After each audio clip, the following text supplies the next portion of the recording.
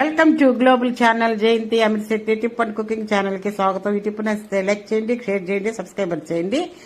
మొదటి చూసేవాళ్ళు ఈ ఛానల్ ని సబ్స్క్రైబర్ చేసుకోండి. వర్షాకాలం వచ్చిందంటే చాలా మందికి ఆనందం, సంతోషం. చాలా వర్షాకాలం వచ్చినప్పుడు చాలా మందికి ఆనందం, తీపి జ్ఞాపకాలతో పాటు కొన్ని అసౌకర్యాలు కలుగుతాయి. ముఖ్యంగా బయటికి వెళ్లాల్సిన అవసరం ఉన్నప్పుడు స్కూలు, ఆఫీసు, మార్కెట్ లేదా చిన్న ప్రయాణాలు చాలా మంది ఎదుర్కొనే సాధారణ ఇబ్బంది ఏమిటంటే వెంటనే బురద కావటం. ప్యాంటు, డ్రెస్ లేదా చీర వెనక భాగంలో కనిపించే ఈ బురద మరకలు చాలా మందికి చికాకుగా ఉంటాయి.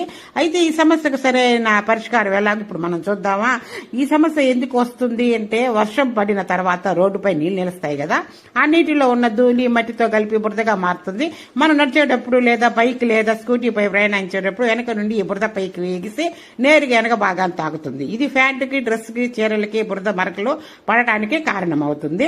ఇది నివారించడానికి కొన్ని ప్రాక్టికల్ చిట్కాలు ఉన్నాయి. ఒకటి, వర్షం వచ్చినప్పుడు దుస్తులు ఎంపికపై జాగ్రత్త. పొడవైన డ్రెస్సులు, లహంగాయి, గౌన్లు, చీరలు వాడక కట్టుకోవటం. ప్యాంటు, జీన్స్ వంటి వాటిని మోకాల వరకు మడత వేసి చిన్న క్లిప్స్ లేదా చెప్పి పిండితో కట్టి ఉంచండి. చీర కట్టిన మహిళలు కూడా చీర మరి భూమికి తగలకుండా చూసుకోవాలి. Mudguards and raincoat వాడకటం. స్కూటీ, బైక్ వాడేవారు మంచి మూడ్ గార్డు అమర్చాలి. నీటితో బురద వెనకకు ఎగిరే అవకాశం తగ్గుతుంది. దీర్ఘమైన రెయిన్ కోట్లు మోకాల వరకు కవర్ చేస్తే బురద పడే అవకాశం ఉండదు. Simple water proof leg guard, మంచి రబ్బరు పాస్ లేదా పాప్స్ వాడండి. బూట్లలోకి నీరు చేరితే బురద సులభంగా చిమ్ముతుంది. అలాగే కొన్ని చెప్పులు వేసుకుని నడిస్తే బురద ఎక్కువగా కాళ్ల వెనుక డ్రెస్ పై పడుతుంది. నడిచేటప్పుడు జాగ్రత్త వహించాలి.